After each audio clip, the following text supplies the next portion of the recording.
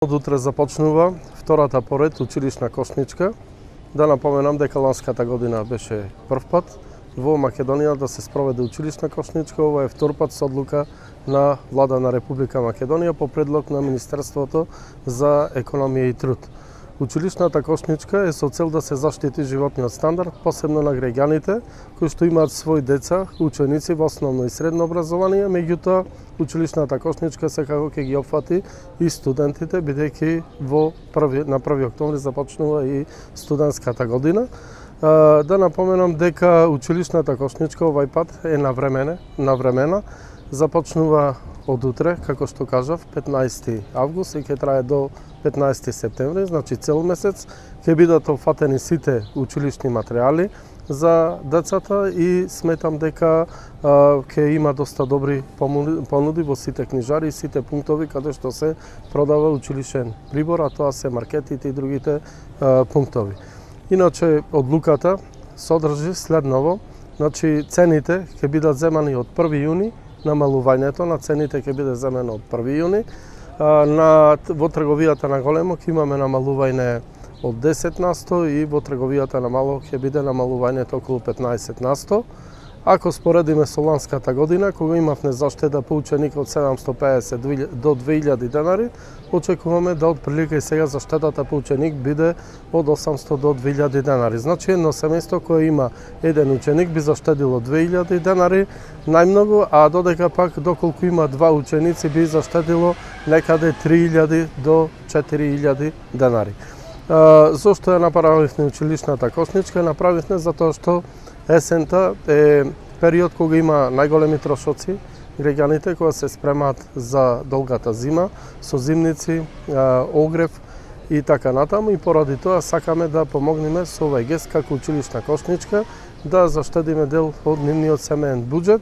Владата и понатаму ќе работи за заштитата на животниот стандард на граѓаните во Република Македонија и да напомена дека уште од утре пазарниот инспекторат ќе биде на терен и секаде онаму каде што ќе утврди и констатира аномалии во однос на спроведување на одлуката, ќе бидат преземени опомени и казни. Казните, да напоменам, се некаде од 800 евра до 10.000 евра во зависност од големината на продажниот пункт каде се продава училишниот прибор. Ланската година беше прва и имаше мало закаснување, започна значи од 3 јуни, сега е навреме, започна од 15 август до 15 септември. Лани прво имаше опомени, меѓутоа оние кои не ги почитува беа изречени казни. Мислам дека висината на казните беше некаде околу 200.000 евра на ниво на Република Македонија. И овај пат нема да бидат поштедени, бидејќи нас главен таргет и цел ни се граѓаните, односно учениците во текот на овај период кога ќе започне учебната година. Во минатиот период имало мерки.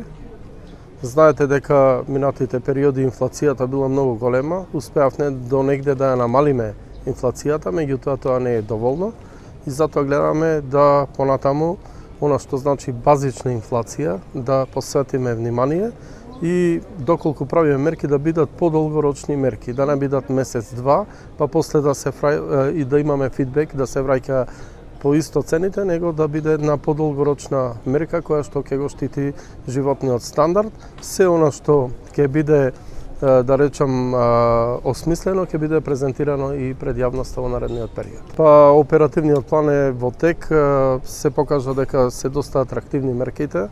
Овој оперативен план беше историски највисок во однос на вредноста, која беше наменета за невработените лица и посебно младите невработени лица кои се помалку ги има на пазарот на труд, за жал. Висината е 40 милиони евра, а најактивна мерка беше само вработување, кога беа предвидени 1750 кои би се вработиле со Америка. Имавме 66.000 пријави и апликации, поради тоа беше голема потребата да се направи ревизија на финансиските средства на оперативниот план, со што се обезбедија дополнителни 5 милиони евра од истиот за ова мерка самовработување и со дополнителни средства од ребалансот на буџетот на Владата на Република Македонија беа обезбедени и дополнителни 2,5 милиони евра или вкупно 7,5 милиони евра со кои ќе биде поддржана ова најатрактивна мерка и мислам дека бројката од 1750 ќе биде покачена на околу 2,5 2.500 лица, нешто повеќе од 2.500 лица во Република Македонија. Меѓутоа, ние и понатаму ќе правиме нови мерки, не само од оперативниот план, тука се и активните мерки од Министерството за економија и труд, меѓутоа и другите владини институции и министерства со цел да намалиме невработеноста и да го намалиме одливот на работна сила и работен кадар од државата. Пред да се покачуваат пензиите, се прави комплетна анализа издржливоста на пензискиот фонд, така да секој покачување на пензиите издржливо. Сега имате покачување 1000 денари пенсионерите, а од март наредната година уште 1000 денари и со претходните покачувања некаде е бројката околу 7000 денари за пензионер. Тоа е навистина добра сума и ќе гледаме и понатаму да зголемувањето на пензиите биде пропратено со животниот стандард и приликите, економските прилики во Македонија.